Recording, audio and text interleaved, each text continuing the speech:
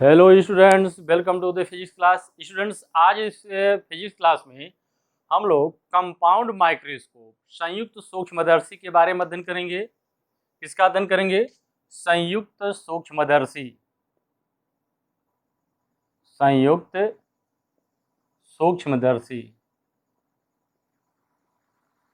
इसको हम कहते हैं compound microscope. Compound microscope. Students, इसके पिछले लेक्चर में हम लोग चर्चा कर रहे थे सरल सूक्ष्मदर्शी की। सरल सूक्ष्मदर्शी की जब हम लोग चर्चा कर रहे थे तो उस समय लिमिटेशन, जो सिंपल माइक्रोस्कोप का लिमिटेशंस जो हम लोग चर्चा किए थे, उसमें ये था कि मैक्सिमम मैग्नीफाइंग पावर जो फार्मूला आपका है 1+d/f, ये जो फार्मूला होता है इस फार्मूले के अनुसार, अथवा फार इनफाइनाइट के लिए होता है d/f, इसके अनुसार हमने देखा था कि मैक्सिमम मैग्नीफाइंग पावर के लिए हमारे पास जो शर्त होती थी, कंडीशन थी, F will be very small. F क्या मान क्या होगा? स्मॉल होना चाहिए। लेकिन आप जानते हैं कि एफ का मान जब छोटा होगा, एफ यानी फोकस दूरी को जब हम कम करेंगे तो लेंस की मोटाई बढ़ती जाएगी। जैसे जैसे लेंस की फोकस दूरी कम होगी उसकी मोटाई और अधिक होगी। जब लेंस मोटा होगा तो लेंस के द्वारा बना हुआ प्रतिबिंब कलर्ड एंड ब्लर्ड, रंगीन और अस्पष्ट होगा। मीनिंग दैट कि एक सीमा के बाद हम सरल सूक्ष्मदर्शी की आवर्धन क्षमता को नहीं बढ़ा सकते हैं। अगर उसके बाद भी हम बढ़ाते हैं तो जो प्रतिबिंब बनेगा, जो प्रतिबिंब हमको दिखना चाहिए, वो कलर्ड एंड ब्लर्ड यानी रंगीन और अस्पष्ट होगा। इस समस्या से निजात पाने के लिए हम संयुक्त सूक्ष्मदर्शी का उपयोग करते हैं। संयुक्त सूक्ष्मदर्शी जिसमें दो उत्तल लेंस होते हैं। संयुक्त सूक्ष्मदर्शी एक ऐसी सूक्ष्मदर्शी है जिसमें दो उत्तल लेंस होते हैं। इसके द्वारा भी पास स्थित वस्तु को देखा जाता है, लेकिन इसमें क्या होता है, इसमें दो उत्तल लेंस होते हैं। यानी दो उत्तल लेंस को का उपयोग करके बनाई गई सूक्ष्मदर्शी को हम संयुक्त सूक्ष्मदर्शी कहते हैं। इसमें जो वस्तु की ओर होता है लेंस, जो लेंस वस्तु की ओर होता है उसको हम ऑब्जेक्टिव पीस या अभिदर्शक लेंस कहते हैं। इसको हम कहते हैं ऑब्जेक्टिव पीस यानी अभिदर्शक लेंस। और जो नेत्र की तरफ होता है उसको हम कहते हैं आई पीस कहते हैं। इसको कहते हैं आई पीस। स्टूडेंट्स, चूंकि जो हमारे पास वस्तु होती है बहुत पास में होती है, इसलिए इसमें जो ऑब्जेक्टिव पीस होता है उसको हम बहुत छोटा बनाते हैं। और लेकिन जो हमारा आई पीस होता है, जहाँ हमारी नेत्र होती है, जहाँ से हम वस्तु को देखते हैं, वो जो जिसको हम आई पीस कहते हैं, ये इसका जो व्यास होता है, डायमीटर, अधिक बड़ा होता है। मीनिंग दैट जो संयुक्त सूक्ष्मदर्शी है क्या है? दो उत्तल लेंसों का उपयोग करके बनाई गई एक ऐसी सूक्ष्मदर्शी जिसके द्वारा हम अत्यंत सूक्ष्म वस्तुओं का बड़ा प्रतिबिंब स्पष्ट दृष्टि की न्यूनतम दूरी पर बना करके हम देखते हैं।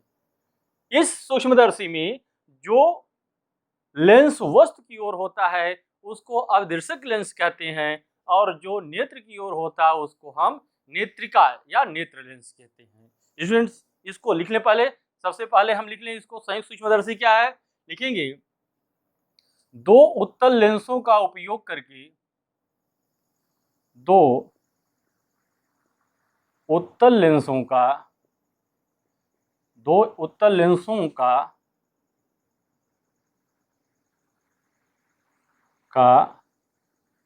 उपयोग करके,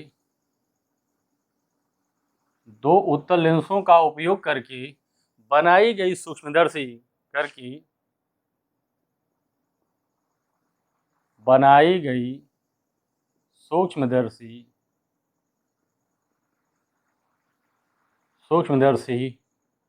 संयुक्त सूक्ष्मदर्शी कहलाती है। संयुक्त सूक्ष्मदर्शी कहलाती है। संयुक्त सूक्ष्मदर्शी कहलाती है। इसकी सहायता से इसकी सहायता से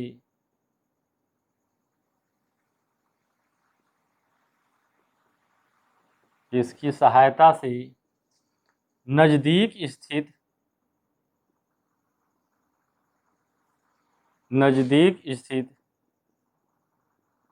अत्यंत सूक्ष्म वस्तु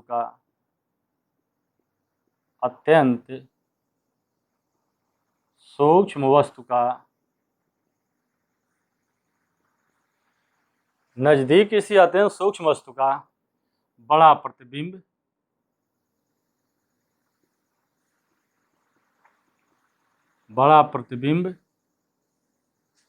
स्पष्ट दृष्टि की न्यूनतम दूरी पर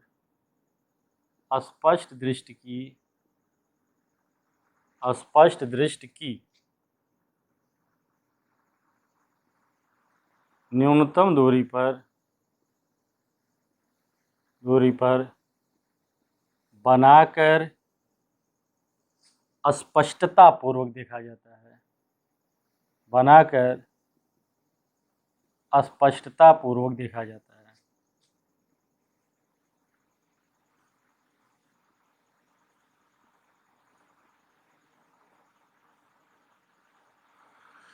तो उत्तल लेंसों का उपयोग करके बनाई गई सूक्ष्मदर्शी संयुक्त सूक्ष्मदर्शी कहलाती है। इसकी सहायता से नजदीक किसी अत्यंत सूक्ष्म वस्तु का बड़ा प्रतिबिंब स्पष्ट दृष्टि की न्यूनतम दूरी पर बनाकर स्पष्टता पूर्वक देखा जाता है। इसमें स्टूडेंट्स ये भी लिख लें, इसमें जो लेंस वस्तु की ओर होता है उसको अविदृश्यक लेंस और जो नेत्र की ओर होता है उसको नेत्रिका या नेत्र लेंस कहते हैं। लिखेंगे संयुक्त सूक्ष्मदर्शी में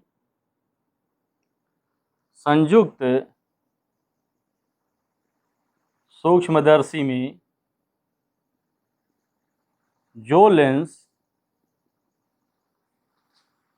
वस्तु की ओर होता है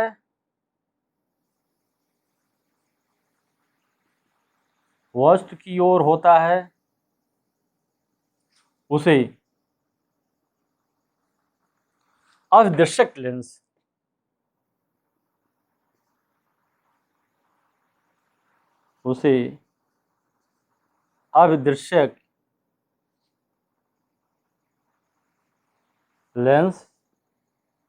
जिसको हम कहते हैं ऑब्जेक्टिव पीस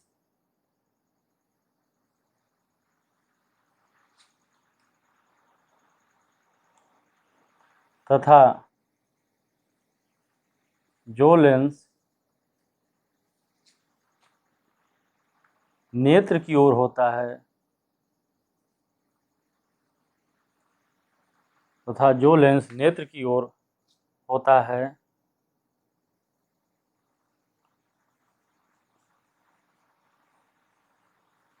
उसे नेत्रिका लेंस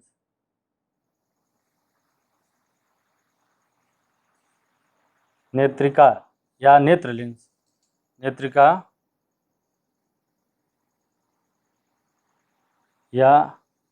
लेंस कहते हैं। इसको कहते हैं आई पीस, नेत्रिका कहते हैं। स्टूडेंट्स नोट कर लें इसको। ये रहा आपका संयुक्त सूक्ष्मदर्शी किसे कहते हैं, उसमें लिखा जा सकता है, याद कर सकते हैं क्या। दो उत्तल लेंसों का उपयोग करके बनाई गई सूक्ष्मदर्शी संयुक्त सूक्ष्मदर्शी कहलाती है। इसकी सहायता से नजदीक इसे अत्यंत सूक्ष्म कहने का मतलब है कि सूक्ष्म वस्तुओं को तो हम सिंपल माइक्रोस्कोप की सहायता से देख सकते हैं, लेकिन उससे अधिक जब छोटी वस्तु होती है, जैसे स्लाइड पर पैथोलॉजिस्ट जो स्लाइड पर प्रोटोजोआज या कुछ बैक्टीरियाज को देखते हैं, उसको हम सिंपल माइक्रोस्कोप से नहीं देख सकते हैं। उसके लिए हमको कंपाउंड माइक्रोस्कोप का उपयोग करना पड़ता है। कहता है अत्यंत सूक्ष्म वस्तुओं का बड़ा प्रतिबिंब स्पष्ट दृष्टि की न्यूनतम दूरी पर बनाकर स्पष्टता पूर्वक देखा जाता है। संयुक्त सूक्ष्मदर्शी में जो लेंस वस्तु की ओर होता है उसे अविदृश्यक लेंस और जो लेंस नेत्र की ओर होता है उसे नेत्रिका या नेत्र लेंस भी कहते हैं। स्टूडेंट्स नोट कर लें, इसको पॉज करके नोट करिएगा। अब उसके बाद हम देखते हैं इसका सिद्धांत, किस सिद्धांत पर यह कार्य करता है। इसका हम पहले लिखेंगे सिद्धांत। आपका यह लेंस किस सिद्धांत पर काम करता है इसको देखें। यह सूक्ष्मदर्शी संयुक्त सूक्ष्मदर्शी किस सिद्धांत पर काम करती है, इसको देखेंगे। सबसे पहले लिखेंगे सिद्धांत, लिखेंगे सिद्धांत।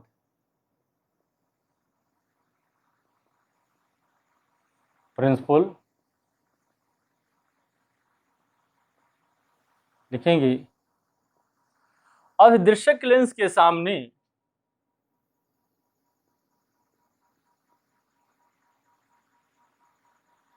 स्टूडेंट्स, इसका सिद्धांत जो मैं लिखने की कोशिश कर रहा हूं ये है, ये मान लीजिए आपका ऑब्जेक्टिव पीस है, अभिदृश्यक लेंस, और ये आपका नेत्रिका है। अभिदृश्यक लेंस के सामने अगर यहाँ पर कोई वस्तु हम रखते हैं, ये आपका नेत्र लेंस होगा। अगर कोई वस्तु हम यहाँ पर रखते हैं, ध्यान दें, अगर इसके ऑप्टिकल सेंटर O और F के बीच में अगर यहाँ पर हम रख देते हैं तो इसका सीधा और आभासी प्रतिबिंब बनता है। लेकिन इससे थोड़ा सा अगर पहले ही रख देते हैं, यानी F और इसके 2F के बीच में रखते हैं, तो इसका जो है उल्टा प्रतिबिंब बनता है और दर्पण के दूसरी ओर बनता है। इसका उल्टा और वास्तविक प्रतिबिंब दर्पण के दूसरी ओर बनता है। स्टूडेंट्स, अब क्या करते हैं कि इस जो प्रतिबिंब इसका बना है, जैसे ए बी है और इसका जो इमेज बन रहा है ए डैश बी डैश, यह जो है इस नेत्र लेंस के अगर फोकस और इसके ऑप्टिकल सेंटर के बीच में होता है तो इसका बड़ा प्रतिबिंब बनता है और आभासी बनता है इसके सापेक्ष। यानी इस प्रतिबिंब, पहले प्रतिबिंब के सापेक्ष ये आभासी बनेगा। यानी ये अगर हम इसको बनाए तो ये ऐसे इधर चला जाएगा और ये इधर जाएगा, इसके ऑप्टिकल सेंटर से इसको ले जाएं, और ये अगर ऐसे ले आएंगे तो पीछे ये कहीं पर मिलेगा, जहाँ पर मिलता हुआ प्रतीत होगा वहीं इसका आभासी प्रतिबिंब बनेगा या इसका बड़ा प्रतिबिंब बनेगा। यानी इसका सिद्धांत हम क्या लिखें, अभिदृश्यक लेंस के सामने जब वस्तु फोकस F और 2F के बीच में होती है तो इसका उल्टा तथा वास्तविक प्रतिबिंब अभिदृश्यक लेंस के दूसरी ओर बनता है। यह दूसरा, ये जो पहला प्रतिबिंब बनने वाला प्रतिबिंब अगर नेत्र लेंस की फोकस और ऑप्टिकल सेंटर के बीच में होता है तो इस प्रतिबिंब का बड़ा सीधा और आभासी प्रतिबिंब बनता है। इसी का उपयोग करके हम जो है, इसी सिद्धांत का उपयोग करके हम संयुक्त सूक्ष्मदर्शी का निर्माण करते हैं। यानी लिखेंगे क्या, अभिदृश्यक लेंस के सामने, अभिदृश्यक लेंस के सामने F तथा के सामने F तथा 2F के बीच, F तथा 2F के बीच स्थित वस्तु का प्रतिबिंब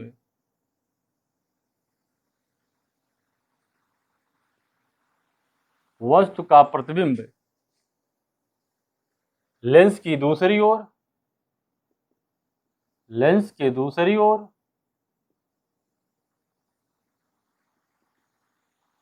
लेंस के दूसरी ओर 2F तथा अनंत के बीच में,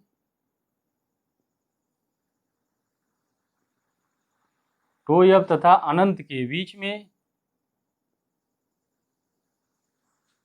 2F तथा अनंत के बीच में उल्टा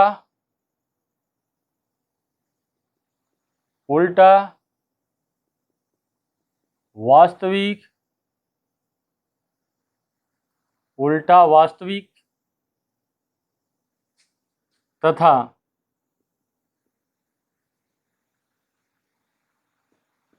तथा बड़ा प्रतिबिंब बनता है, बड़ा प्रतिबिंब बनता है। जब यह प्रतिबिंब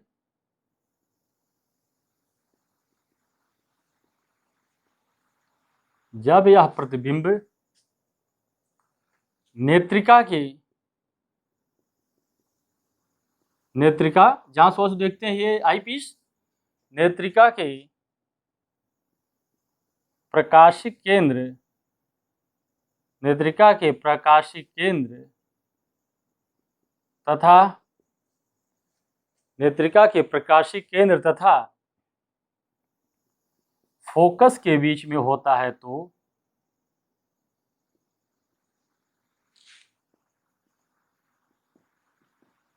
फोकस के बीच में होता है तो इस प्रतिबिंब का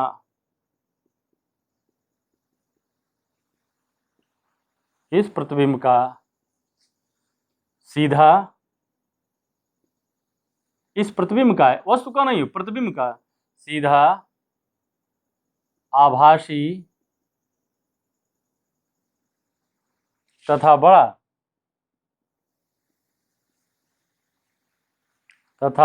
प्रतिबिंब बनता है, तथा बड़ा प्रतिबिंब बनता है। स्टूडेंट्स, इस सिद्धांत का उपयोग करके हम संयुक्त सूक्ष्मदर्शी का निर्माण करते हैं। क्या? अवदर्शक लेंस के सामने जब वस्तु एफ तथा 2f, आप जानते हैं कि किसी लेंस के सामने जब वस्तु एफ तथा 2f पर होती है तो वह प्रतिबिंब 2f पर बनता है।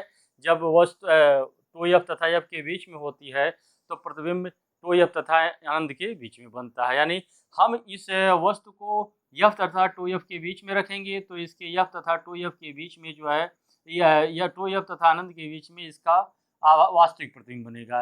अब इस वास्तविक प्रतिबिंब को हम इसके नेत्रिका के ऑप्टिकल सेंटर तथा फोकस के बीच में जब रखते हैं तो इसी प्रतिबिंब का सीधा और आभासी प्रतिबिंब बनता है, जिसको हम ये आपके फिगर में यहाँ दिखा रहे हैं, A double dash B double dash दिखा रहे हैं। ये आपका जो है इस सिद्धांत पर आपका संयुक्त सूक्ष्मदर्शी काम करता है। नोट कर ले इसको। अब उसके बाद हम लिखेंगे रेज डायग्राम, बनाएंगे इसका एक अच्छा सा रेज डायग्राम। रेज डायग्राम तो ऐसे ही बना हुआ है, लेकिन मैं इसको एक बढ़िया सा रेज डायग्राम बना दूं। लिखेंगे रेज डायग्राम या किरण आरेख। ये बहुत पूछता है, किरण आरेख इंपॉर्टेंट भी होता है। किरण आरेख, रेज डायग्राम,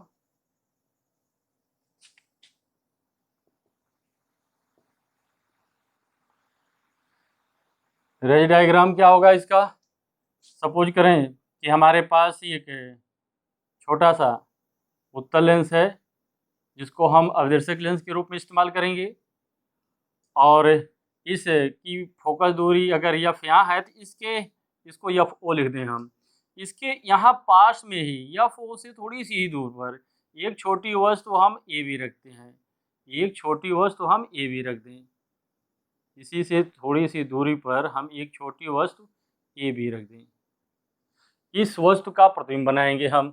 प्रतिबिंब बनाने का नियम मुख्य समांतर प्रकाश किरण ले चलेंगे तो इसके फोकस से होकर के जाएगी, दूसरी प्रकाश की किरण इसके प्रकाशिक केंद्र से लेकर जाएंगी, जो विचलित हुए बिना सीधे निकल जाएगी। ये दोनों किरणें जिस बिंदु पर मिलेंगी उसी पर जो है इसका वास्तविक प्रतिबिंब बनेगा। ये वास्तविक प्रतिबिंब सपोज दैट ए डैश है आपका और बी डैश है, ए डैश और बी डैश है। अब दूसरा, नेत्रिका को जो है हम इस प्रकार व्यवस्थित करते हैं कि ये इसके ऑप्टिकल सेंटर और फोकस के बीच में आ जाए। ये नेत्रिका जो आपकी है इसमें क्या करेंगे कि इसका अगर मान लो कि यहाँ एफ ई है तो अब इसका और ये इसकी ऑप्टिकल सेंटर वो है, ये इसकी ई है, ये आपका जो है यहाँ से अब क्योंकि नेत्रिका के ऑप्टिकल सेंटर और फोकस के बीच में यह प्रतिबिंब बन रहा है, इसलिए इस प्रतिबिंब का के सापेक्ष जो सीधा बड़ा तथा आभासी प्रतिबिंब बनेगा। बनाने का ये है मुख्य के समांतर इसको भी ले जाएं और ये आपका चला जाएगा इधर से जाएगा, और दूसरी प्रकाश की किरण को इसके ऑप्टिकल सेंटर से लेकर जाएंगे, दूसरी प्रकाश की किरण इसके ऑप्टिकल सेंटर से लेकर जाएंगे, जो विचलित हुए बिना सीधे निकल जाएगी। अब इन किरणों को पीछे बढ़ाएंगे, ये किरणें जिस बिंदु पर मिलेंगी वहीं पर इसका जो है आभासी प्रतिबिंब बनेगा। किसका आभासी बनेगा? इस प्रतिबिंब का आभासी प्रतिबिंब बनेगा यहाँ, यानी ये प्रतिबिंब आपका जो है यहाँ पर बनेगा। ये इसका बड़ा प्रतिबिंब यहाँ पर बनेगा, इसका हम नाम दे देंगे ए डबल डैश और बी डबल डैश। इसका नाम देंगे A double dash B double dash. इसको किरण आरेख दिखा दें। ये किरण आरेख ऐसे चल रही है, इधर चल रही है, ये इधर चल रही है। ठीक, ये आपका जो है इसके द्वारा बना हुआ प्रतिबिंब का रे डायग्राम है, किसी संयुक्त सूक्ष्मदर्शी का रे डायग्राम है। बना लें इसको। अब उसके बाद हम लोग पढ़ेंगे इसकी संरचना, कंस्ट्रक्शन। इसकी संरचना बनाते कैसे हैं, इसको बनाते कैसे हैं। तो बनाने का बड़ा आसान तरीका है। दो धातु की बनी हुई दो नली होती है। ये मान लो एक नली है, इसके एक सिरे पर हम अवदिर्शक लेंस को लगा देते हैं और दूसरी नली इस नली के ऊपर आगे पीछे खिसकाई जा सकती है, इसके एक सिरे पर लगा देते हैं। दूसरी नली लेते हैं जो पहले वाली नली के ऊपर आगे पीछे खिसकाई जा सकती है, इसके बाहरी वाले सिरे पर अवदिर्शक लेंस लगा देते हैं। यह नली जो स्टूडेंट्स, इस पर दंतुर दंड चक्र व्यवस्था है, एक व्यवस्था का नाम है, जो आप जानते हैं कि इस तरह से अगर है इस पर, तो यहाँ पर इस तरह से दांत की तरह बना होता है और ये जब इसको ऐसे लेकर नली जब ऊपर जाती है तो यहाँ अगर इसको छोड़ दबा कर ना ले जाए तो ये इसको फैल जाता है, जिससे इसको नीचे नहीं आने देता है। लेकिन जब इसको दबा कर ले जाते हैं तो आसानी से ऊपर चला जाता है। इसी को हम दंतुर दंड चक्र व्यवस्था कहते हैं। ये आपका जो है ऑब्जेक्टिव पीस होगा, इधर अवदिर्शक लेंस, ऑब्जेक्टिव पीस, और ये आपका जो है आई पीस होगा। सिंपल संरचना, धातु की दो नली, एक नली के एक सिरे पर हम ऑब्जेक्टिव पीस लगा देते हैं। यह नली दूसरी वाली नली के अंदर आगे पीछे दंतुर दंड चक्र व्यवस्था के द्वारा जो है खिसकाई जा सकती है। दूसरी नली के बाहरी सिरे पर हम एक उत्तल लेंस लगाते हैं या आई पीस लगाते हैं। इसका प्रोसेस क्या होगा, adjustment, working and adjustment, working and arrangement, working and arrangement.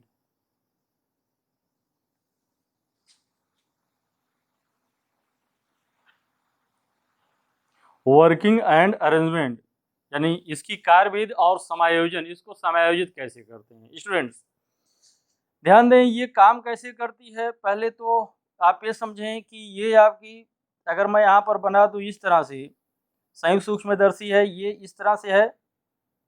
हम किसी स्लाइड को देखना चाहते हैं इस पर, ये आपका ऑब्जेक्टिव आई पीस होगा और इधर जो है ये आपका आई पीस होगा, सॉरी ये ऑब्जेक्टिव पीस होगा। यहाँ पर एक स्लाइड रखी गई है, सपोज करें कि यहाँ पर एक स्लाइड रखी गई है।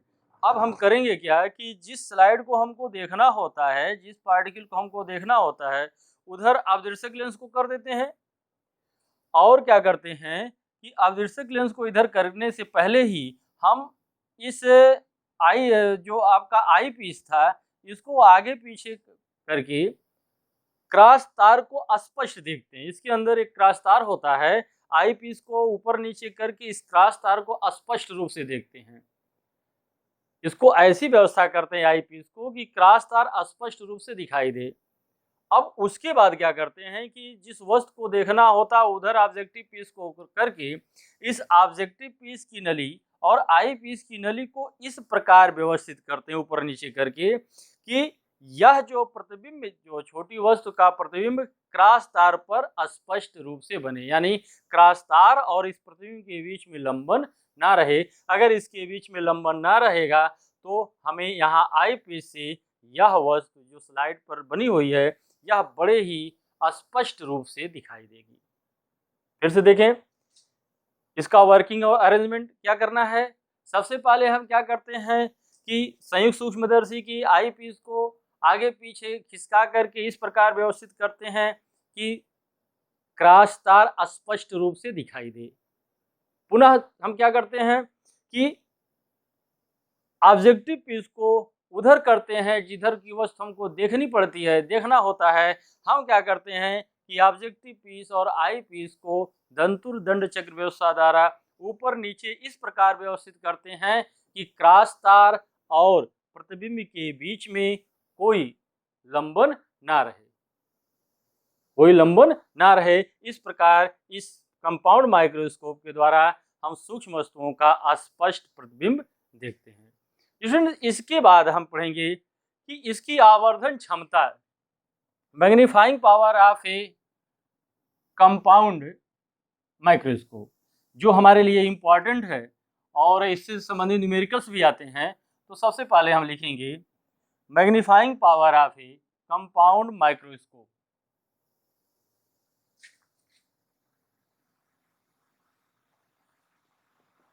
Magnifying power of A compound microscope.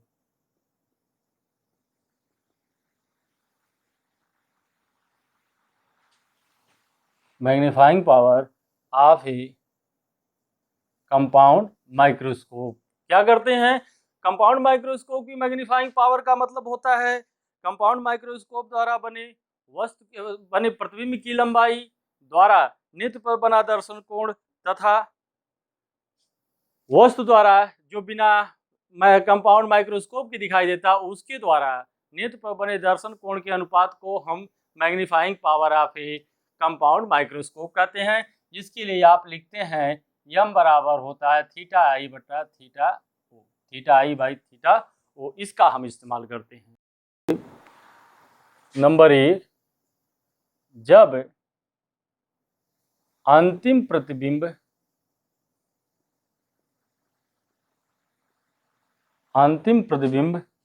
स्पष्ट दृष्टि की न्यूनतम दूरी, स्पष्ट दृष्टि की न्यूनतम दूरी डी पर बने।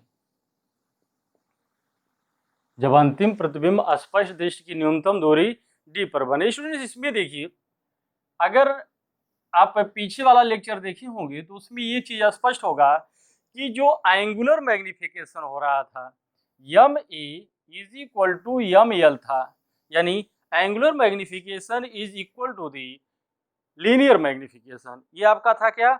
Angular magnification is equal to the linear magnification.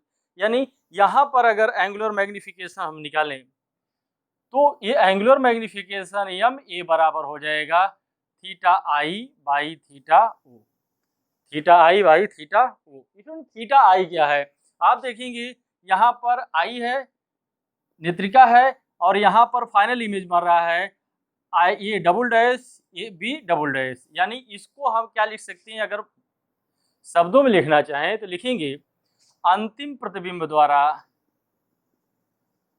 अंतिम प्रतिबिंब द्वारा,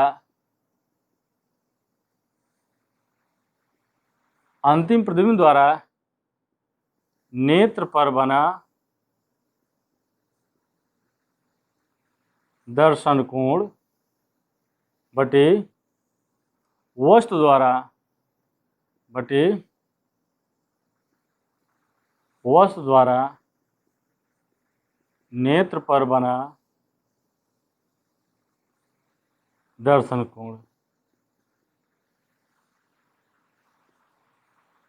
अंतिम प्रतिबिंब द्वारा नेत्र पर बना दर्शन कोण बटे वस्तु द्वारा नेत्र पर बना दर्शन कोण, इसी को हम लिखते हैं थीटा आई बटे थीटा ओ। यानी इसी को हम लिखते हैं यम ए बराबर theta I by theta O. Student, ये आप ध्यान दें कि जब एंगुलर मैग्निफिकेशन की हम लोग चर्चा कर रहे थे तो उस समय हम कह रहे थे both are at the same place, both are drawn at the same place. हम यहाँ पर देखते हैं कि ये जो प्रतिबिंब इसके द्वारा बन रहा है A double dash B double dash के द्वारा, ये आपका अंतिम प्रतिबिंब है, ये तो है आपका थीटा आई है, ये थीटा आई है। अब अगर हम इस वस्तु को यहाँ रखते तो सपोज करें कि ए बी दूरी के बराबर एक दूरी यहाँ से काट लें, यहाँ से एक दूरी काट लें, अब इस दूरी को हम ए बी कर दें, क्या था एंगुलर मैग्नीफिकेशन की शर्त क्या थी कि both are drawn at the same place, यानी इसकी दूरी आप मानते हैं कि ये यहाँ पर है तो इसके बराबर एक दूरी हम काट लें, यानी ये अब इस पर कितना कोण बनाएगा, देखें ये जो कोण बनाएगा इसी कोण को हम कहेंगे थीटा ओ, इसी कोण को हम कहें, ये आपका एफ ही था, इसी कोण को कहेंगे थीटा ओ। तो थीटा ओ और थीटा आई क्या है, थीटा आई अगर एंगल आपका बहुत छोटा है तो इसको लिख सकते हैं tan theta I by tan theta O. अगर आई और थीटा ओ बहुत छोटे हैं तो स्वाभाविक रूप से थीटा आई की जगह टेन थीटा आई लिख सकते हैं हम। ये बराबर आपका क्या हो जाएगा, देखें ध्यान दें, टेन थीटा आई का मतलब हो गया आपका ये कोण का मतलब हो गया ये कोण आपका था, ये देखिए ये आपका था, ये यहाँ से यहाँ तक आ रहा था, ये यहाँ से, यानी ये होगा लंब बटे आधार, यानी A double dash B double dash बटे क्या हो गया आधार A double dash E by theta O का मतलब हो गया ए बी इतनी दूरी थी तो इसको हमने अभी मार रखा है कि ये दूरी आपकी हो गई है ये दूरी कितनी है ए बी है बाई ए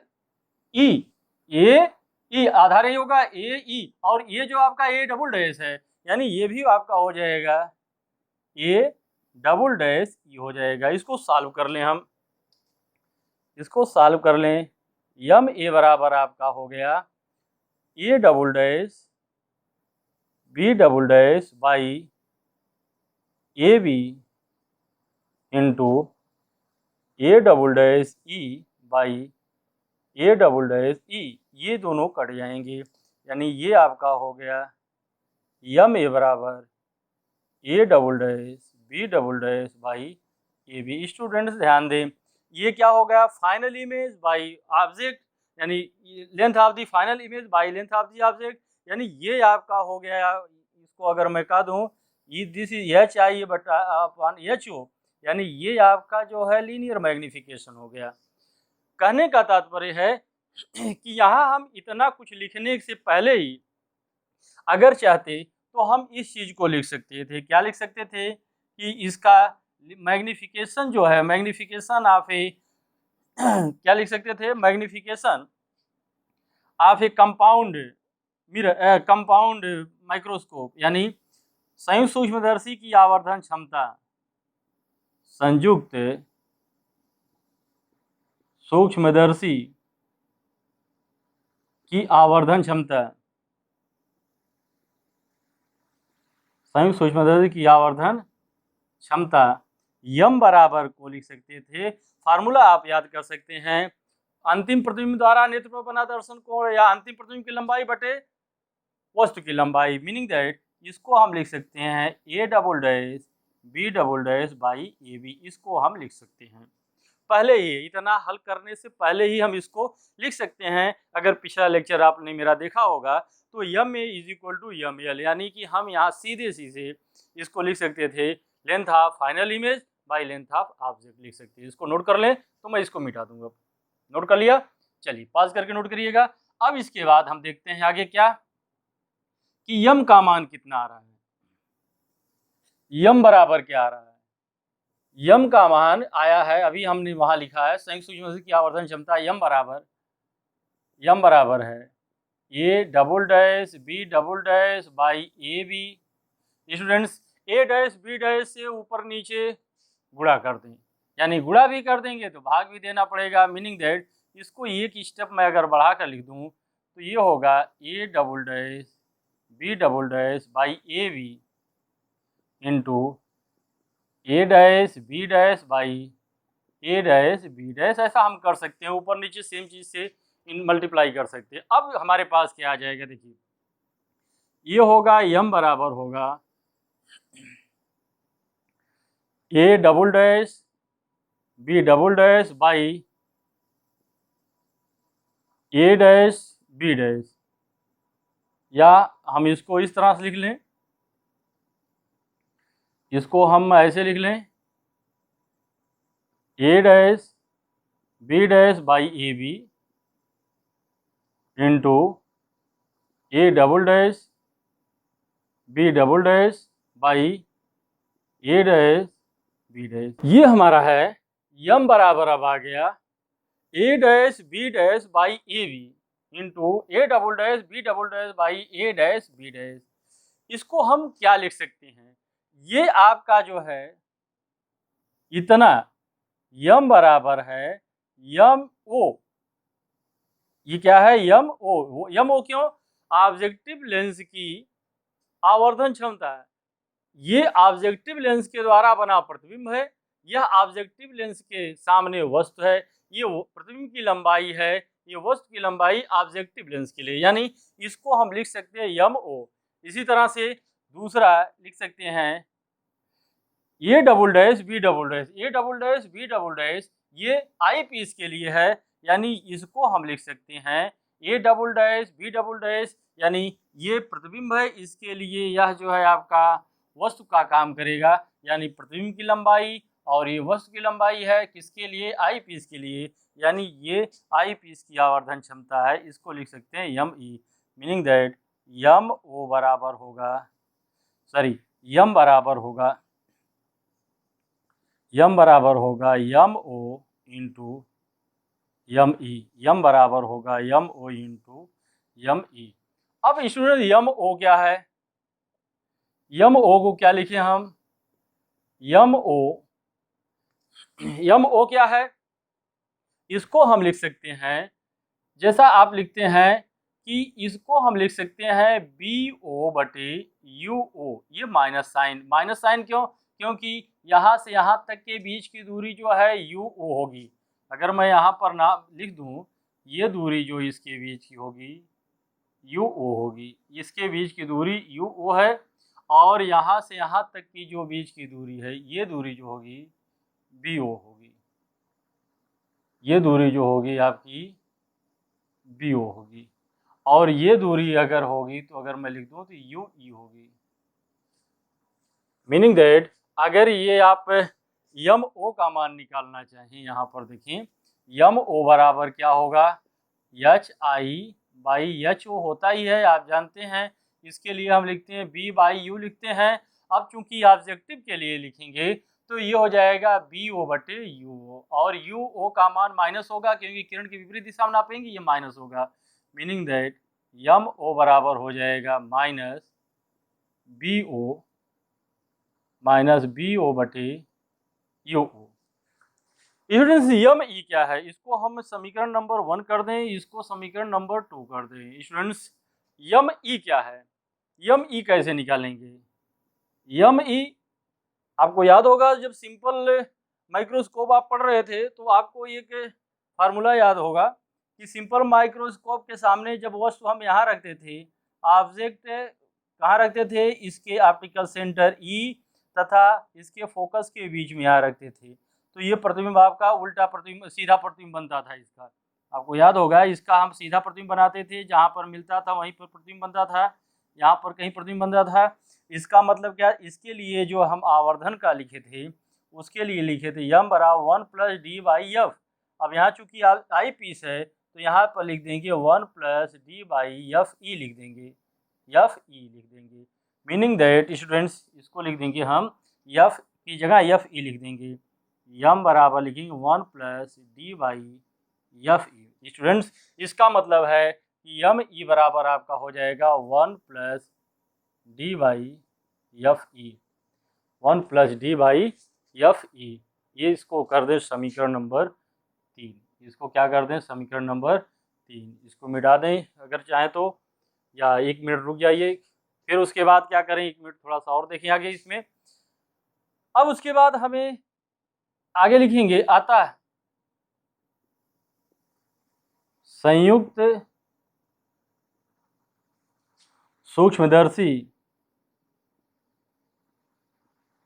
अतः संयुक्त सूक्ष्मदर्शी की आवर्धन क्षमता,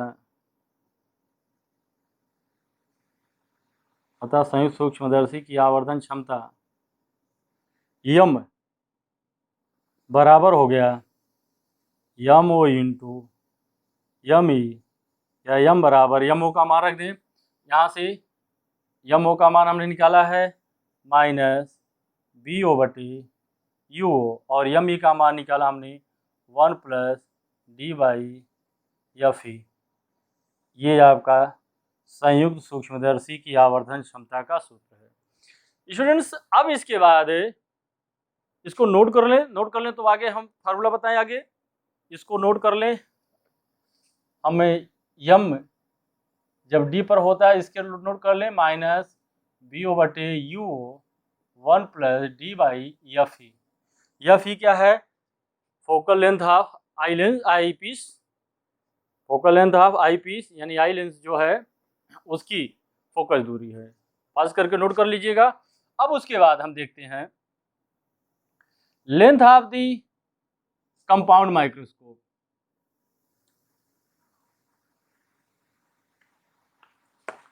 आगे लिखेंगे, देखेंगे length of the compound microscope जब अंतिम प्रतिबिंब स्पष्ट दृश्य की न्यूनतम दूरी पर बनता है।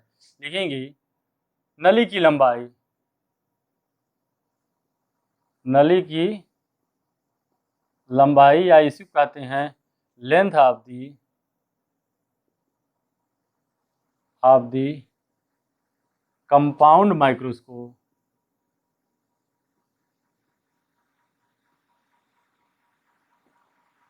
Length of the compound microscope. Students यहाँ ध्यान दें, अविदृश्यक लेंस तथा नेत्र लेंस के बीच की जो दूरी होती है उसी को हम नली की लंबाई कहते हैं। सूक्ष्मदर्शी की नली की लंबाई कितनी होती है?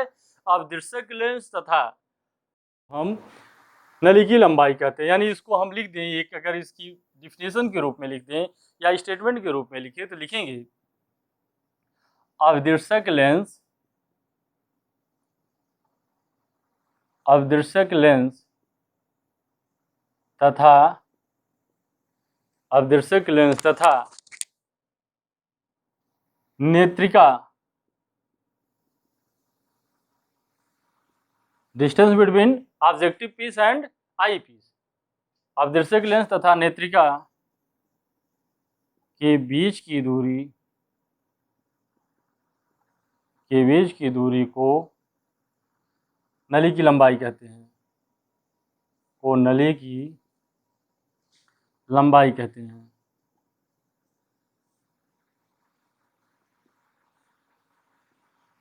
अविदृश्यक लेंस तथा नेत्रिका के बीच की दूरी को नली की लंबाई कहते हैं। यानी यल बराबर क्या होगा?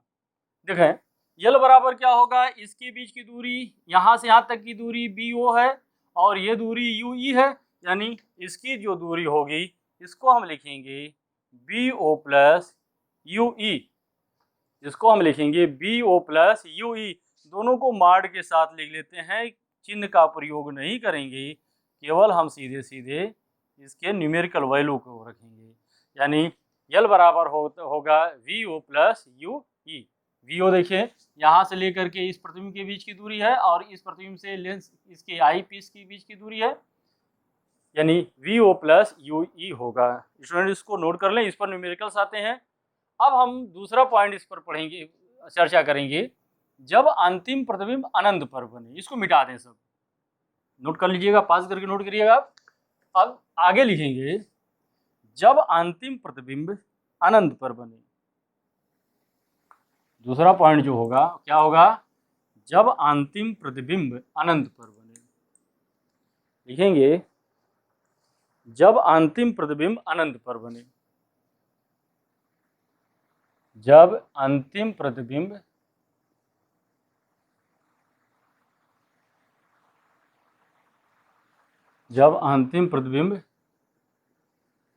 अनंत पर बने।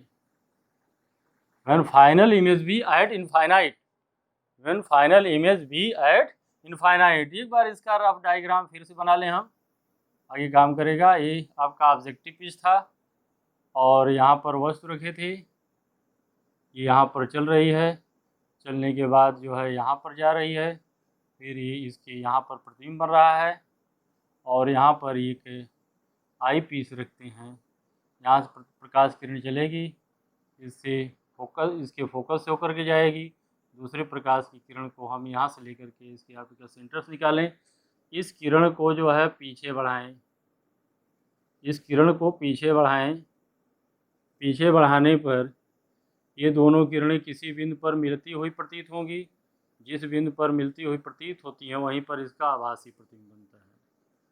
ये इसका रेज डायग्राम है।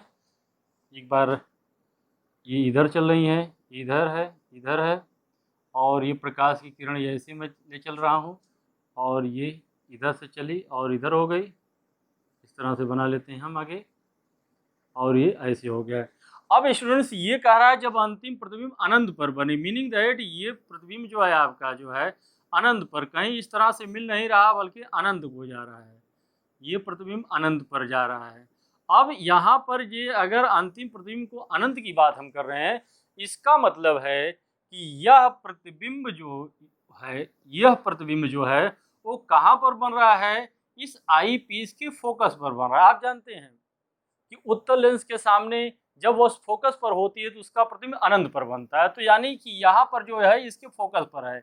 अगर मैं इसका नाम दे दूं पहले A B, A dash B dash, और यहाँ पर कहीं प्रतिबिंब बन रहा है A double dash B double dash, यहाँ पर कहीं प्रतिबिंब इसका बन रहा है अनंत पर। ठीक, अब उसके बाद हम देखेंगे जब अंतिम प्रतिबिंब अनंत पर बने, जब अंतिम प्रतिबिंब अनंत पर बनता है तो अभी हम इसके पहले जब प्रतिबिंब स्पर्श डिस्क की न्यूनतम दूरी पर बनता था तो कंबाइंड लेंस की जो हमें मैग्नीफाइंग पावर निकाले थे दोनों के लिए, तो क्या था, यम बराबर था यम ओ इंटू यम ई, यम ओ इंटू यम ई। यम ओ का मान तो वही रहेगा, पहले इसमें कोई चेंजिंग नहीं है। ये आपकी दूरी थी यू ओ और ये दूरी आपकी थी बी ओ, तो ये आपका वही रहेगा क्या, यू बी ओ बटे यू ओ। ये यम ओ का मान क्या होगा, यम ओ का मान क्या होगा, बी ओ बटे U O with negative sign, क्योंकि यू ओ का मान जो है ऋणात्मक होगा।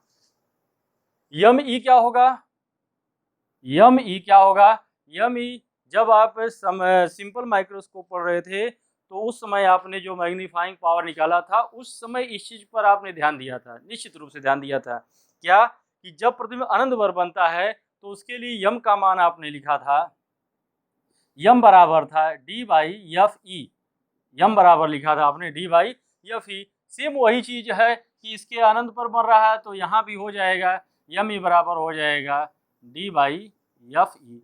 यानी स्टूडेंट्स इसका मान हम इसमें ऊपर रख दें तो ये आपका जो है कंपाउंड माइक्रोस्कोप का मैग्नीफाइंग पावर आ जाएगा। कब, जब final image be at infinite, meaning that M बराबर हो जाएगा आपका क्या, माइनस बी ओ बटी U into D by F E.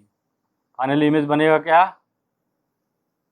Minus B O बटे U into D by F E, ये फाइनल इमेज बनेगा। स्टूडेंट्स यहाँ एक चीज़ आप इम्पॉर्टेंट रूप से देखें जो बहुत इम्पॉर्टेंट है, इसमें क्या इम्पॉर्टेंट है कि आप यहाँ देखिए, सबसे पहले चीज वी, इसमें पहले लेंथ निकाल लें, यानी नली की लंबाई निकाल लें। इस स्थिति में नली की लंबाई पहले निकालें, नली की लंबाई यल बराबर क्या होगा, आप जानते हैं ऑब्जेक्टिव पीस और आई पीस के बीच की जो दूरी होती है, ऑब्जेक्टिव पीस जो और आई पीस के बीच की दूरी, मीनिंग दैट ये हो जाएगा वी ओ, ये हो जाएगा आपका वी ओ प्लस ये दूरी आपके जानते हैं या एफ ई होगी, अनंत पर चूंकि बन रहा है तो ये होगा F E, V O plus F E. यानी यल बराबर इसके मैग्नीट्यूड के साथ हम लिखेंगे magnitude of V O plus magnitude of F E, इसका मैग्नीट्यूड के साथ लिखेंगे। स्टूडेंट्स आप यहाँ पर एक चीज ध्यान दे रहे होंगे कि वी ओ का मान जो है हियर, आप ध्यान देंगे कि बी ओ का मान यहाँ here B O is very very greater than F E या यू ई, या उस पहले वाले केस में क्या होगा, B O is very very greater than U E. अगर हम इस केस में देखें जो आपका m बराबर था माइनस बी ओ बटे U O into 1 plus D by F E. इस केस में देखें तो वी ओ का जो हम यल निकाले थे, यल इसके लिए लिखे थे आपका B O plus U E, B O plus U E. ये मान जो था आपका, जो वी ओ का मान है या यू ई से बहुत अधिक है या बी से बहुत अधिक है, मीनिंग दैट कि हम जो है लिख सकते हैं यल को लिख सकते हैं V O is nearly equal to L. ध्यान दें, यहाँ पर अगर एफ ई का मान बहुत छोटा है या यहाँ पर यू ई का मान बहुत छोटा है, ध्यान दीजिए कि नली की लंबाई में एफ ई का मान बहुत छोटा है या यू ई का मान बहुत छोटा है, तो यल का मान जो है लगभग वी ओ के मान के बराबर होगा, लगभग वी ओ के मान के बराबर होगा। दूसरी चीज यू ई यू ओ, ये पहला है हो गया आपका, और दूसरा हो गया है U O is nearly equal to F O, U O is nearly equal to F O. Students, यहाँ पर हम जो इसका फोकस है, ऑब्जेक्टिव पीस का फोकस एफ ओ था, हम इसके बहुत ही करीब रखते हैं। इसमें हम क्या करते हैं, चूंकि ये वस्तु हमारे बहुत समीप होती है, तो हम अपनी सुविधा के अनुसार प्रतिबिंब को स्पष्ट देखने के लिए ये जो वस्तु होता है ऑब्जेक्टिव पीस की फोकल लेंथ के बहुत करीब रखते हैं। यानी फोकल लेंथ से और ऑप्टिकल सेंटर के बीच में ना हो, बस इतना ही करते हैं, उसके बहुत करीब करते हैं। यानी यू ओ को हम एफ ओ से हटा सकते हैं। अर्थात अगर हम ऐसा करते हैं तो, अगर हम ऐसा कर दिए यानी B O is greater than L है, B O is greater than U E या B O greater than F E, तो बी ओ बराबर लगभग यल होगा और यू ओ लगभग बराबर एफ होगा। तो ऐसा करने के बाद हम इस फार्मूले में क्या लिख सकते हैं, अतः हम लिख सकते हैं M is equal to V O की जगह हम लिखते हैं यल, यहाँ पर लिखा है वी ओ की जगह हम लगभग यल लिख सकते हैं, ये हो गया आपका यल, और यू ओ माइनस लिख दें, यहाँ माइनस पहले था, यू ओ की जगह रख सकते हैं F O into D by F E, into D by F E. यानी यम बराबर होगा minus L by F O into D by F E. Students, ये आपके एनसीईआरटी में ऐसा दिया गया, ये डेरिवेशन आपके एनसीईआरटी में दिया गया। इस पर मैं एक न्यूमेरिकल भी आपको सॉल्व कराऊंगा। इस पर जो है एक इस तरह से आपके एनसीईआरटी बुक में ये दिया गया ये डेरिवेशन आपसे पूछा जा सकता है। नोट कर लें, इसको नोट कर लिया, पॉज करके इसको नोट करिए। इस फार्मूले को मैं एक जगह और लिख देता हूँ, इनफाइनाइट वाला भी मैं यहाँ पर लिख दूँ। यम इनफाइनाइट के लिए क्या होता, माइनस बी ओ बटे U O into D by F E, और यल बराबर होता है आपका V O plus F E, ये इस केस में होता है। और ये का फार्मूला होता है जब नियरली इक्वल कर देते हैं हम, तो यम बराबर होता है यल डी माइनस के साथ बटा F O into F E, ये फार्मूला आपका होता है। नोट कर ले, इसको नोट कर लिया होगा आपने, पॉज करके नोट करिएगा। अब स्टूडेंट्स, हम देखते हैं कि condition for maximum magnifying power क्या हो सकती है, क्या शर्त होगी मैक्सिमम मैग्नीफाइंग पावर के लिए। लिखेंगे अधिकतम आवर्धन के लिए शर्तें,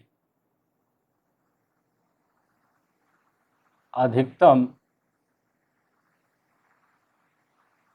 आवर्धन के लिए शर्तें, अधिकतम आवर्धन के लिए शर्तें, क्या क्या शर्तें हो सकती हैं अधिकतम आवर्धन के लिए। हमारे पास फार्मूला है, फार्मूला पर पहले ध्यान देंगे। एक फार्मूला हम यहाँ पर लिखे हैं, यम बराबर वी ओ बटे U O 1 plus D by F E. इसी को पहले अब अगर हम ध्यान दें तो इसमें देखो यू ओ का मान छोटा होना चाहिए। सबसे पहले क्या होगा, यू ओ का मान छोटा होना चाहिए। पहला चीज, ये मान कम होगा तो m का मान अधिक होगा, मीनिंग दैट इसको लिखेंगे UO का मान कम होना चाहिए। UO का मान कम होना चाहिए। स्टूडेंट्स, ये कम कब होगा? आप जानते हैं कि ये वस्तु ऑब्जेक्टिव पीस और वस्तु के बीच की दूरी है, इसको हम FO के करीब ही रखते हैं, इससे कम नहीं रख सकते हैं। FO से यानी इसकी फोकल लेंथ से कम नहीं रख सकते हैं। इसका मतलब है कि इसके लिए क्या करें, FO का मान और कम हो, यानी इसका अर्थ है होना चाहिए, इसका अर्थ है कि क्योंकि अगर FO का मान यहाँ होगा तो ये यहाँ आ जाएगा, यानी FO का मान जितना कम हो उतना ही कम UO का मान हम कर सकते हैं। आगे लिखेंगे, इसका अर्थ है कि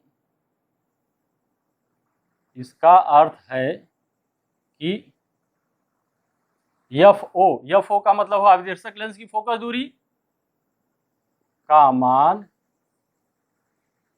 कम होना चाहिए।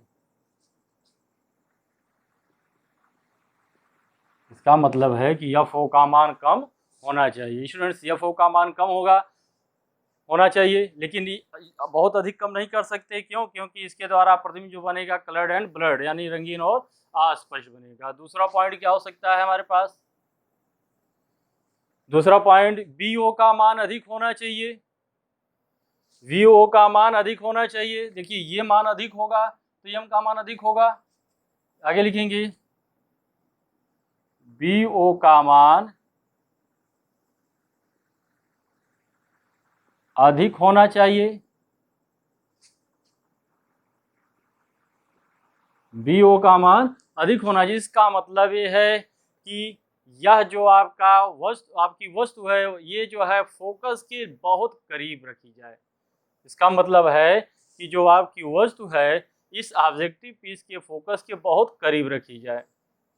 तीसरी चीज है, नेत्रिका की फोकस दूरी कम होनी चाहिए। यहाँ पर इसका मान कम होगा तो ये मान अधिक हो जाएगा, यानी आगे लिखेंगे तीसरा पॉइंट इसका होगा नंबर 3,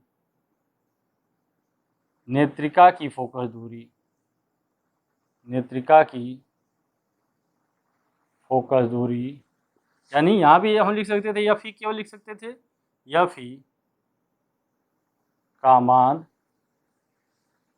कम होना चाहिए।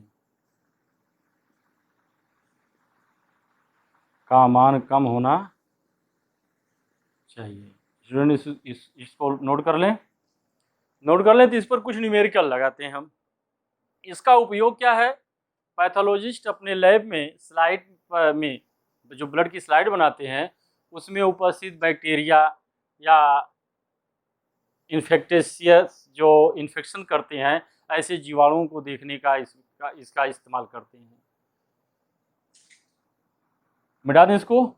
चलिए न्यूमेरिकल देखते हैं।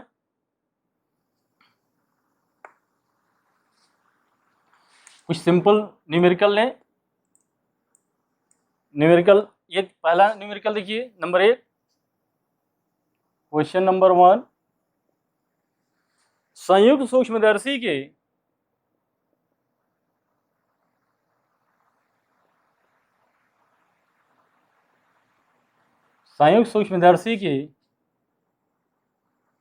अभिदर्शक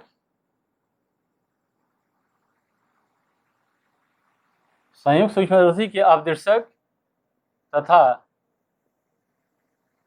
नेत्रिका की आवर्धन क्षमता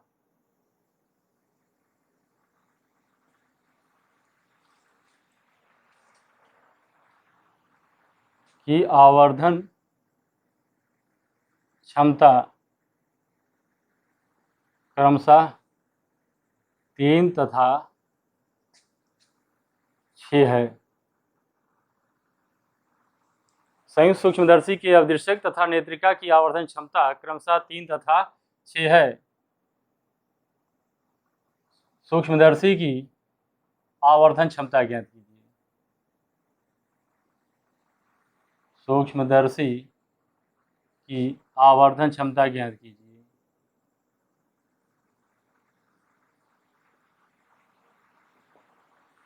सूक्ष्मदर्शी की आवर्धन क्षमता ज्ञात कीजिए। स्टूडेंट बहुत आसान सवाल है, 1 नंबर का सवाल ऐसे पूछे जाते हैं। दिया है यम ओ बराबर दिया है 3, यम ई बराबर दिया है 6, तो यम बराबर आप जानते हैं यम ओ इंटू यम ई, या यम बराबर हो जाएगा 3 गुणी 6, या यम बराबर होगा 18। यम का मान कितना हो जाएगा 18। स्टूडेंट इसको नोट कर लें।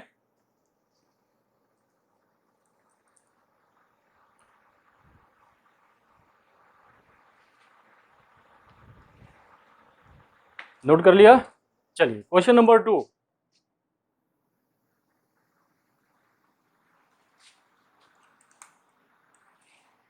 चलिए क्वेश्चन नंबर 2 क्या है? क्वेश्चन नंबर 2 ये आपका अवदर्शक लेंस और यहाँ पर आपका नेत्र लेंस या नेत्रिका, इसके बीच की दूरी जो है 20 सेंटीमीटर है। इसके बीच की दूरी कितनी है? 20 सेंटीमीटर है। इसकी फोकस दूरी एफ ओ की 1 सेंटीमीटर है और एफ ई की जो फोकस दूरी है 2 सेंटीमीटर है। तो इस संयुक्त सूक्ष्मदर्शी की आवर्धन क्षमता ज्ञात कीजिए। लिखेंगे, प्रश्न को लिख लें इसको। क्वेश्चन नंबर 2, संयुक्त सूक्ष्मदर्शी में संयुक्त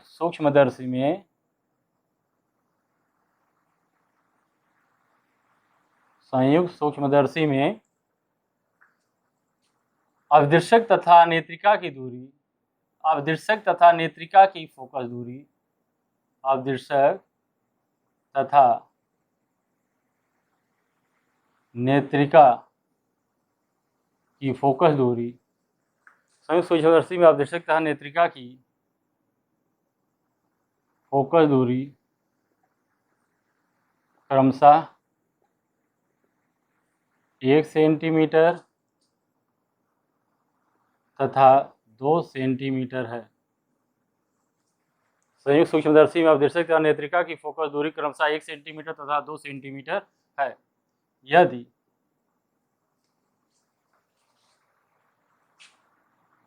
नली की लंबाई यदि नली की लंबाई 20 सेंटीमीटर हो तो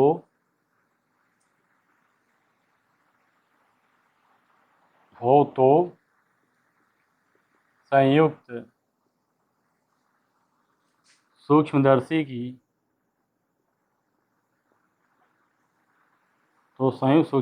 की आवर्धन क्षमता ज्ञात कीजिए।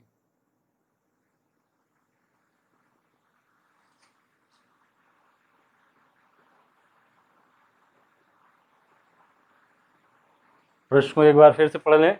संयुक्त सूक्ष्मदर्शी में अवदर्शक तथा नेत्रिका की फोकस दूरी क्रमशः 1 सेंटीमीटर तथा 2 सेंटीमीटर है। यदि नली की लंबाई 20 सेंटीमीटर है तो संयुक्त सूक्ष्मदर्शी की आवर्धन क्षमता ज्ञात की। स्टूडेंट्स क्या क्या दिया गया है देखें। एफ ओ बराबर 1 सेंटीमीटर, एफ ई बराबर 2 सेंटीमीटर और यल का मान दिया है 20 सेंटीमीटर। अभी अभी जो मैं बता रहा था या जो डिराइव किया हूँ कि एनसीईआरटी में का एक एक्सप्रेशन है यम के लिए, वह इस तरह से लिखा हुआ minus L into D by F O into F E. तो इसी का इस्तेमाल करके हम यहाँ निकाल लें। यम यह बराबर है आपका, यम बराबर है यल, यल का मतलब है आपका 20 सेंटीमीटर गुणी, और ये आपका जो है डी, डी का मान आपका जानते ही 25 सेंटीमीटर होता है, तो ये आपका जो है 25 सेंटीमीटर हो जाएगा बटे 1 गुणे 2, 2 दहा में 20 हो गया, तो यम बराबर हो गया 10 गुणे 25, तो यम बराबर हो गया इसका 250। स्टूडेंट नोट कर लें इसको, नोट कर लें इसको। तो आगे तीसरा सवाल शुरू करते हैं। नोट करें, नोट कर लिया। चलिए क्वेश्चन नंबर 3। क्वेश्चन नंबर 3 क्या कहता है, देखिए।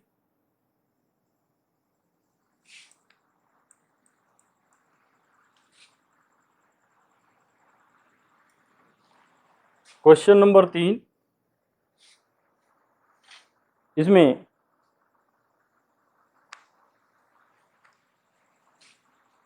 एक आदर्शक लेंस है और एक ऑब्जेक्टिव लेंस है, सॉरी आई लेंस है। इसकी जो फोकस दूरी है 2 सेंटीमीटर है और इसकी फोकस दूरी 6.25 है। इसकी जो फोकस दूरी दिया है वो दिया है 6.25 सेंटीमीटर और इसके बीच की जो दूरी दिया है 15 सेंटीमीटर।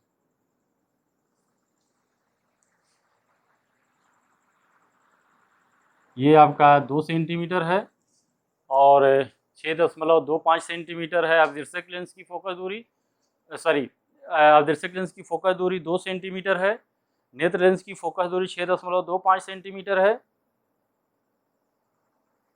और इनके बीच की दूरी जो नली की लंबाई दिया है 15 सेंटीमीटर दिया है।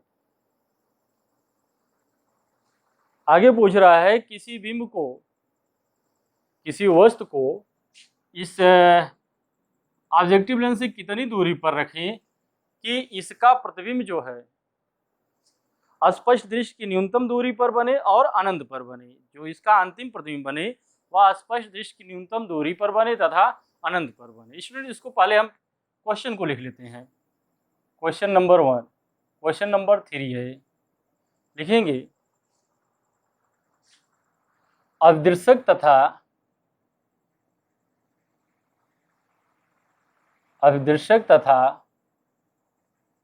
नेत्रिका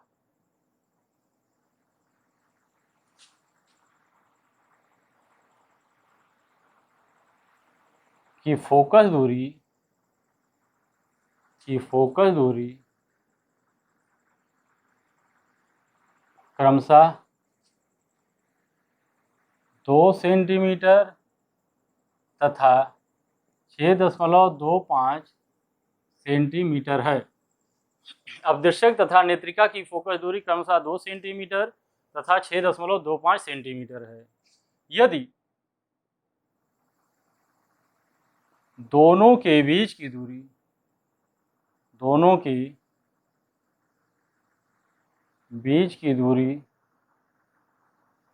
15 सेंटीमीटर हो तो, यदि दोनों के बीच की दूरी 15 सेंटीमीटर हो तो अदृश्यक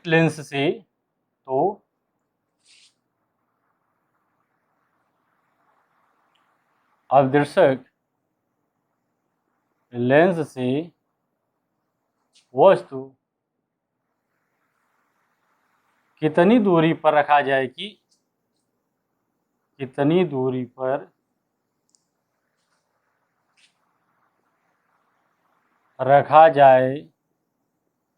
कि अंतिम प्रतिबिंब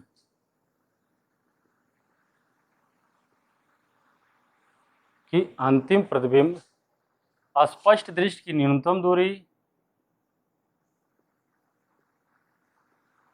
नंबर 1 स्पष्ट दृष्टि की न्यूनतम दूरी, नंबर 2 अनंत पर बने।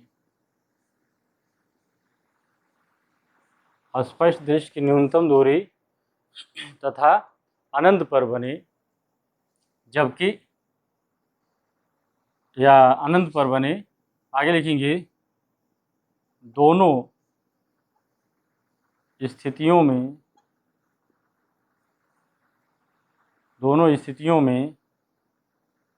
आवर्धन क्षमता ज्ञात कीजिए। आवर्धन क्षमता ज्ञात कीजिए। दोनों स्थितियों में आवर्धन क्षमता ज्ञात कीजिए।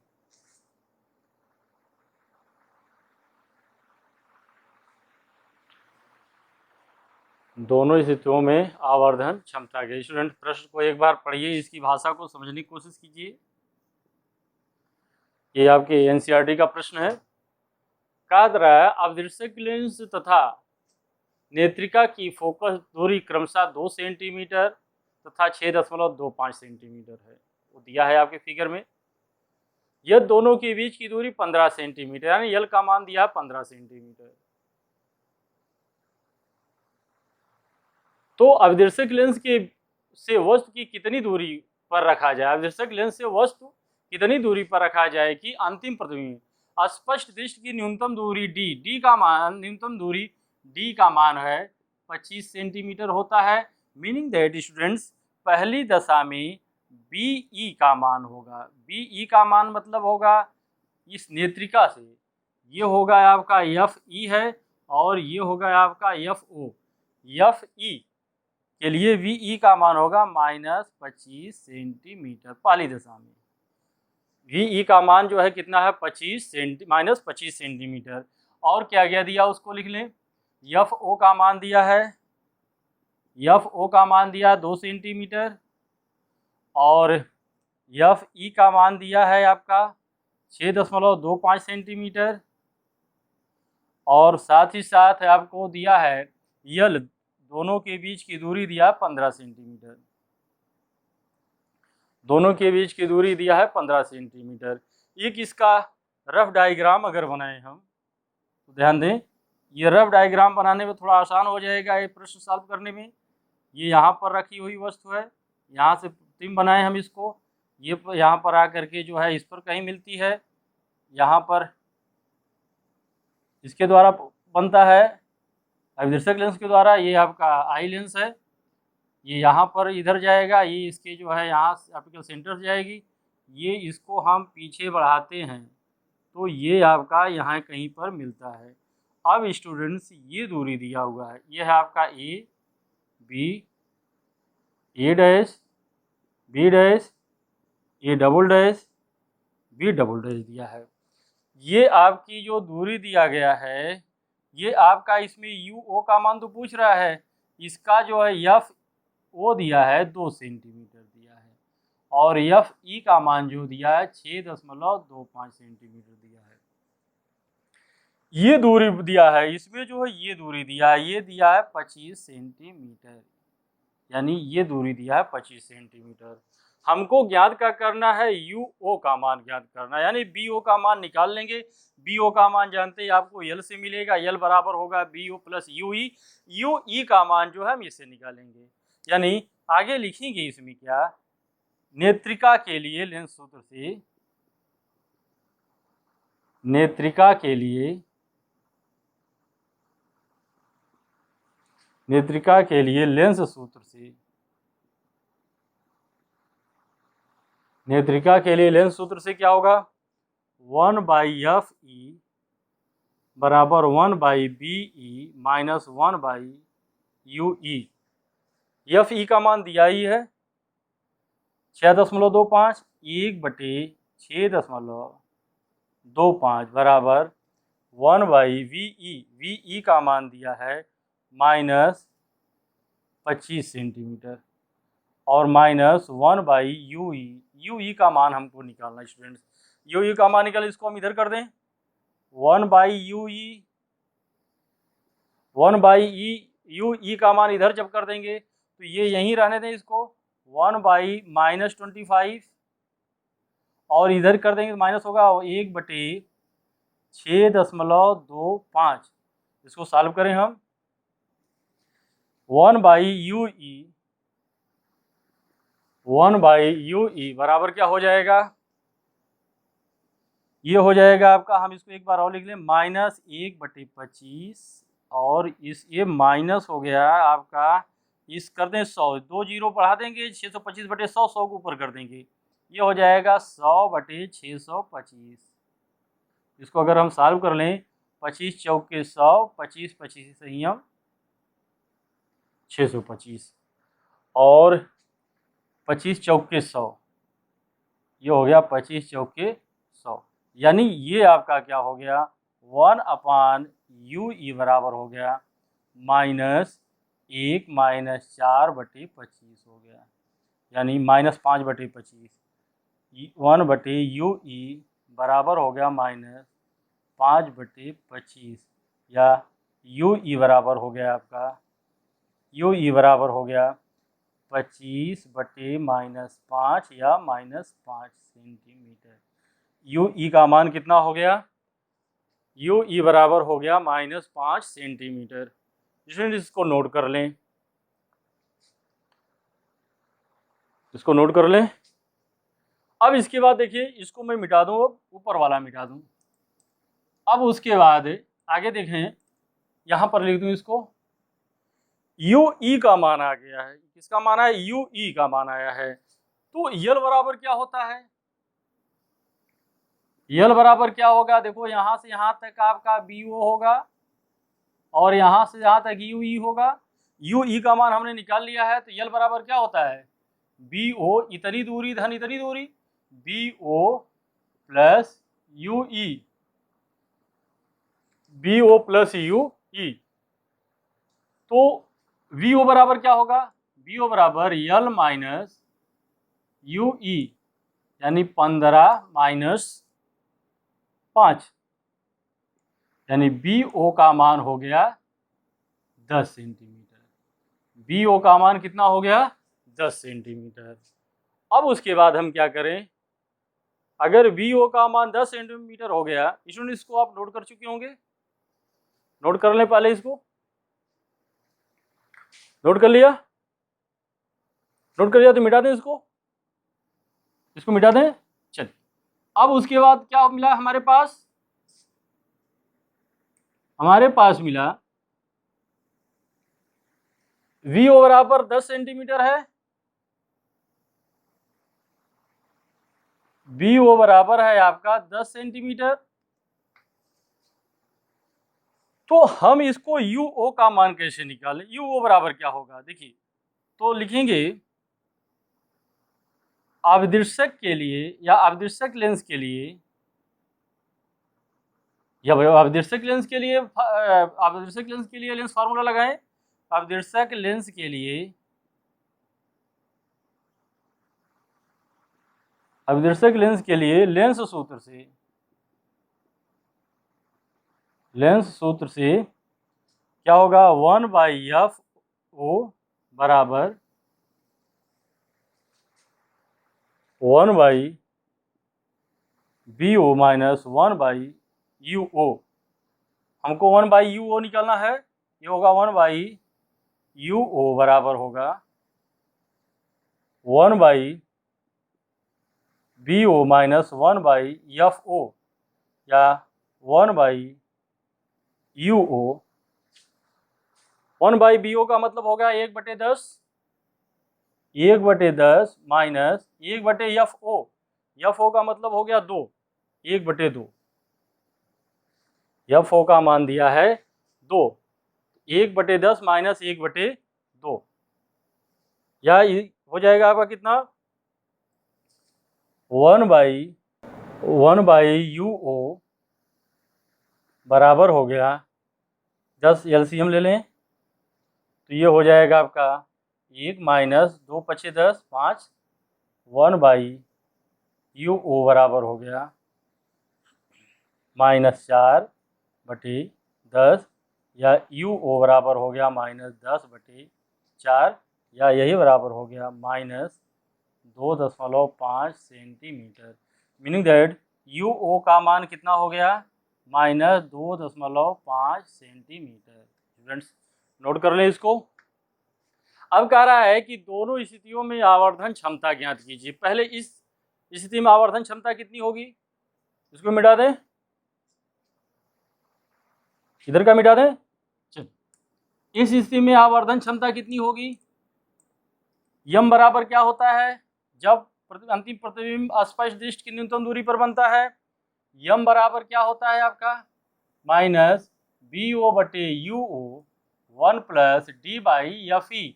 स्टूडेंट इसमें केवल न्यूमेरिकल वैल्यू रखते हैं, चिन्ह नहीं रखते हैं, ध्यान रखिएगा, नहीं तो ये गलत होता है। ये यम बराबर होगा, केवल चिन्ह, इसमें चिन्ह किसी का नहीं रखेंगे, केवल न्यूमेरिकल वैल्यू रखेंगे। माइनस वीओ का मान हमने निकाला था, वीओ का मान आया था 10, ये हो गया -10/, यू ओ का मान अभी हमने निकाला है 2.5 है। 1 प्लस डी का मतलब है 25 और एफ ई का मतलब 6.25 6.25 सॉल्व कर लें इसको। यम बराबर हो गया -10/2.5 और ये 1 प्लस इसको लिख लें 25/2500/625 कर दें। और इसको अगर हम सॉल्व करें तो ये क्या हो जाएगा, देखिए यम बराबर -10 या 100/25 कर दें इसको, एक जीरो बढ़ा दें, यहाँ हो गया 1 प्लस 25 25 से ही हम 625 25 चौके 100 यानी 1/4 हो गया, या यम बराबर हो गया 25 चौके 100 हो गया ये -4 × 5 या यम बराबर हो गया -20। आवर्धन कितना हो गया इसका, यम बराबर -20।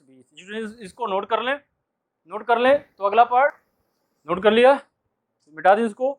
चलिए दूसरा पार्ट इसका क्या कह रहा है, जब अंतिम प्रतिबिंब अनंत पर बने, जब अंतिम प्रतिबिंब क्या बने, अनंत पर। इसको मिटा दें, डाटा हमने लिख रखा है, इसको आप नोट कर चुके हैं, इसको मिटा दें।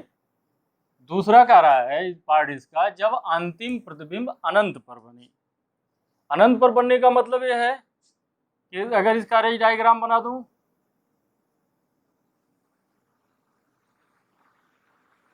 इस तरह से यहाँ पर रखे थे, यहाँ से प्रतिबिंब इस तरह से जा रहा था, किरण इधर जाएगी और ये यहाँ से इसको आगे बढ़ाते हैं, ये अंतिम प्रतिबिंब अनंत को जाता है, टुवर्ड्स दी इनफाइनाइट। ये आपका जो है यू ओ होगा, A B A dash B dash यहाँ पर कहीं बनेगा A double dash B double dash. ये आपका दिया है एफ ओ का मान दिया है 2 सेंटीमीटर और एफ ई का मान दिया है 6.25 सेंटीमीटर और इसके बीच की दूरी दिया 15 सेंटीमीटर। इसके बीच की जो दूरी दिया है 15 सेंटीमीटर। अब कह रहा है दूसरा पार्ट इसका, देखिए कह रहा है जब अंतिम प्रतिबिंब अनंत पर बने। इसको हम पहले ऊपर वाला लिख लें, बी ई बराबर है -25। यहाँ पर बी ई का मान जो है इनफाइनाइट होगा, बी का मान जो है इनफाइनाइट होगा क्योंकि कह रहा अंतिम प्रतिबिंब अनंत पर बने, दूसरा पार्ट। और एफ ओ का मान दिया ही है 2 सेंटीमीटर, वही रहेगा। एफ ई का मान 6.25 और यल का मान जो है 15 सेंटीमीटर, यही रहेगा। अब आइए सबसे पहले नेत्रिका के लिए लिखेंगे।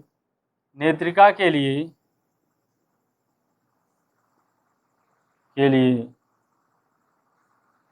लेंस सूत्र से नेत्रिका के लिए लेंस सूत्र से क्या हो जाएगा, one by F E is equal to one by B E minus one by F E बराबर 1/बी माइनस 1/यू ई।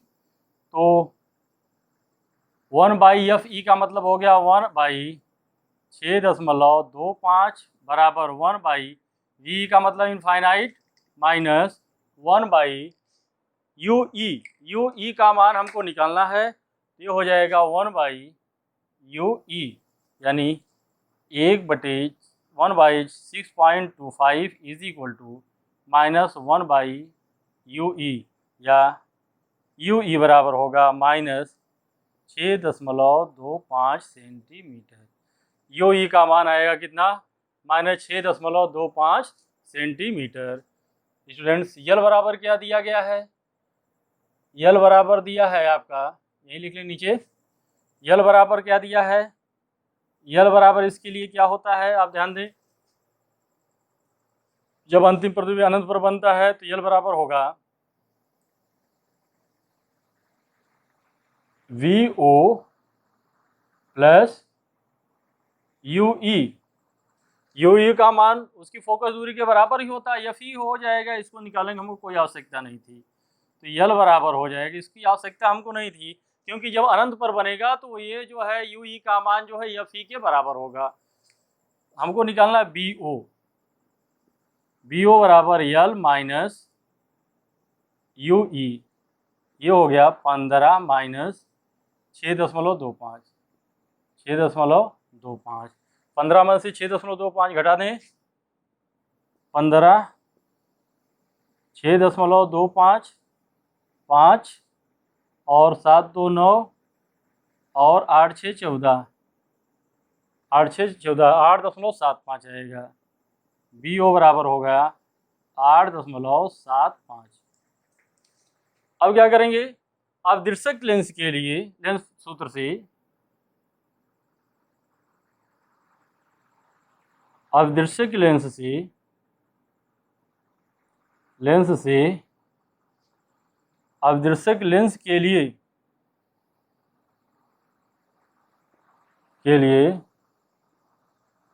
लेंस सूत्र से क्या होगा,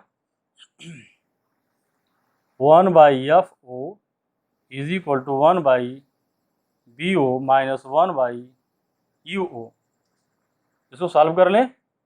1/UO का मान हमको निकालना है, इसको इधर कर लें। 1/VO माइनस 1/FO, ये वैल्यू रख दें हम इसमें। 1/UO 1/UO is equal to 1/VO। VO का मान जो है अभी हमने निकाला 8.75, 1/8.75 माइनस 1/FO। FO का मान है 2 सेंटीमीटर, FO का मान है 2 सेंटीमीटर, यानी इसको सॉल्व कर लें। 1/UO बराबर हो जाएगा, इसको हम सॉल्व कर रहे हैं अगर, तो ये हमारे पास आ जाएगा, ये इंटू कर दूँ इधर, इसको ऊपर लिख दूँ 100/875 माइनस 1/2, या 1/UO बराबर हो जाएगा 200 माइनस 875 बाई, इसको घटा दें हम, 2 × 10, 2 से 1750 हो गया, यानी 1/UO बराबर 875 में से 200 घटा दें, 875 माइनस 200, 5, 7 और 6, 5 7 6, 675 माइनस 675/1750 माइनस 675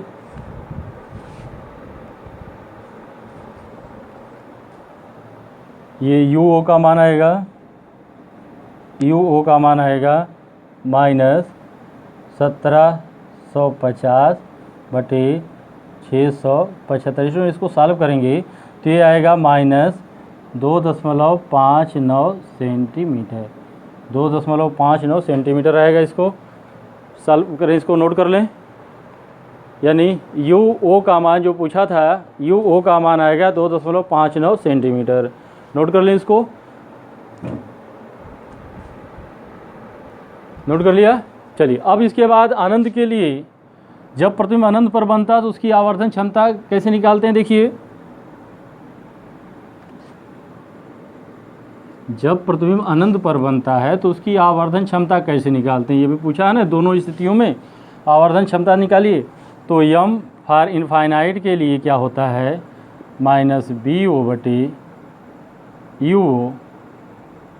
और यहाँ हो जाता है D/F, 8.75/2.59 गुणे D/FE।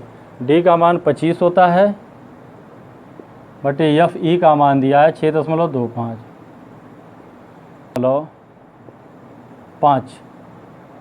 ये लगभग आएगा 13.51, स्टूडेंट्स इसको सॉल्व करेंगे तो ये 13.51 आएगा।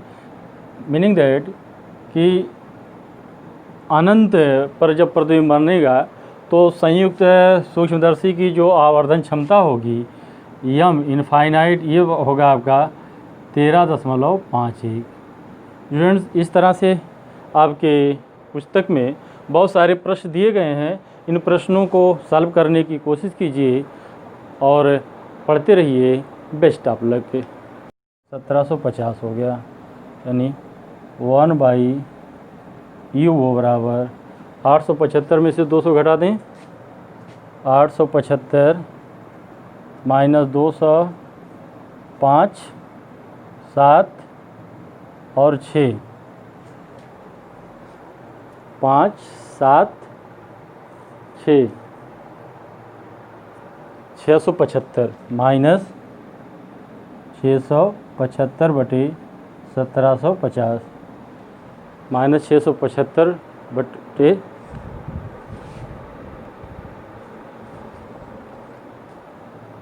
ये UO का मान आएगा, UO का मान आएगा माइनस 1750 बटे 675। इसको सॉल्व करेंगे तो ये आएगा माइनस 2.59 सेंटीमीटर, 2.59 सेंटीमीटर आएगा। इसको सॉल्व करें, इसको नोट कर लें। यानी UO का मान जो पूछा था, UO का मान आएगा 2.59 सेंटीमीटर। नोट कर लें, इसको नोट कर लिया। चलिए अब इसके बाद अनंत के लिए, जब प्रतिबिंब अनंत पर बनता है तो उसकी आवर्धन क्षमता कैसे निकालते हैं, देखिए। जब प्रतिबिंब अनंत पर बनता है तो उसकी आवर्धन क्षमता कैसे निकालते हैं, ये भी पूछा है ना। दोनों स्थितियों में आवर्धन क्षमता निकालिए।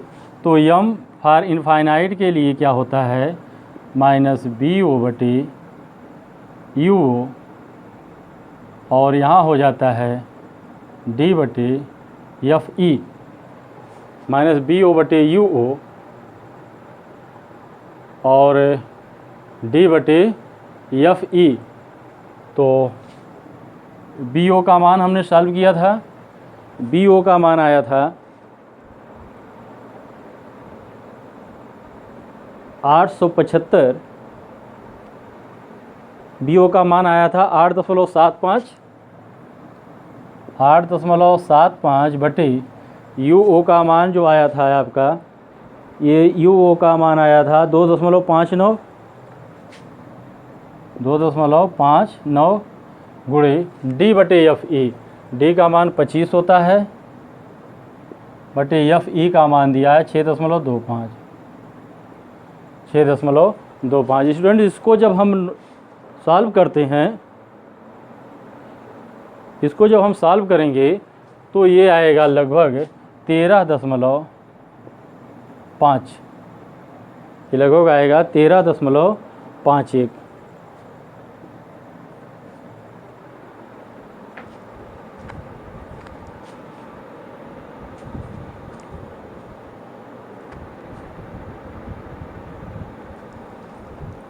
स्टूडेंट्स इसको सॉल्व करेंगे तो ये 13.51 आएगा। मीनिंग दैट कि अनंत पर जब प्रतिबिंब बनेगा तो संयुक्त सूक्ष्मदर्शी की जो आवर्धन क्षमता होगी यम इनफाइनाइट, ये होगा आपका 13.51। स्टूडेंट्स इस तरह से आपके पुस्तक में बहुत सारे प्रश्न दिए गए हैं। इन प्रश्नों को सॉल्व करने की कोशिश कीजिए और पढ़ते रहिए। Best of luck.